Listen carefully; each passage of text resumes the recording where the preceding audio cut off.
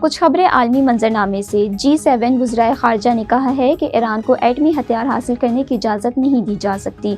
G7 वज़राए ख़ारजा ने Iran से मुतल्लिक़ मुश्तरका बयान में ईरान से अफजूदगी की गैर ज़रूरी सरगर्मियाँ दोबारा शुरू न करने का मुतालबा किया। ईरान के जोहरी प्रोग्राम पर जामिया काबिल तस्दीक और देरपा मुआहदे के लिए मुज़ाकरात की बहाली पर जोर दिया। G7 वज़राए ख़ारजा ने ईरान में AIEA चीफ के खिलाफ गिरफ्तारी और फांसी के मुतालबात की मज़म्मत की। G7 मुमालिक ने इसराइल ईरान जंगबंदी की हिमायत का इआदा किया। इसराइली फोर्सेस की जानिब से गजा में जारी बमबारी में फ़लस्तीनी सहाफ़ियों को मुसलसल निशाना बनाया जा रहा है। ताज़ा तरीन हमलों में गजा सिटी के मगरबी इलाके में वाक़े अलकाका कैफ़े पर फ़िज़ाई हमले के नतीजे में कई सहाफ़ी और फ़नकार शहीद हो गए, जबकि मुतादिद ज़ख्मी हो गए। यूरोपीय ह्यूमन राइट्स मॉनिटरिंग के चेयरमैन रामी अब्दू ने बताया कि शोहदा में ज़्यादातर सहाफ़ी, फ़नकार और सोशल मीडिया एक्टिविटीज़ शामिल हैं जो इस कैफ़े में बैठ कर खबरें अपलोड करते थे।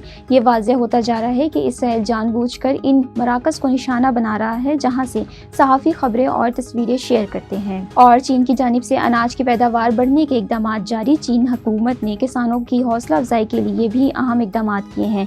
ताहम अब अनाज पैदा करने वाले इलाकों में फ़ी यूनिट पैदावार बढ़ाई जा सकती है।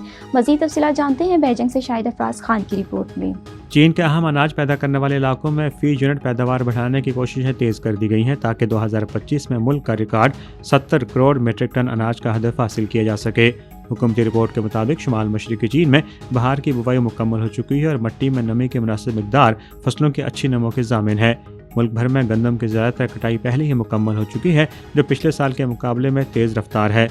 हुकूमत की जानिब से किसानों की हौसला अफजाई के लिए अहम इक़दाम किए गए हैं, जिनमें गंदम और चावल की कम अज़ कम ख़रीदारी कीमतों में इजाफा, मकई, सोयाबीन और चावल की सब्सिडीज़ को बरकरार रखना, तमाम अहम फसलों के लिए लागत और आमदनी बीमा की मुकम्मल कवरेज और 120 मिलियन हेक्टेयर रकबे पर अनाज की काश्त का हदफ नुमाया है।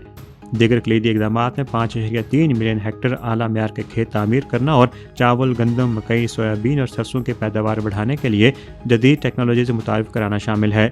ज़रिए हुक्काम के मुताबिक पहली बार 702 काउंटीज़ में चावल की फ़ी यूनिट पैदावार बढ़ाने का जामे मनसूबा शुरू किया गया है, जो कौमी तहफ़्फ़ुज़ खुराक की कलीद है।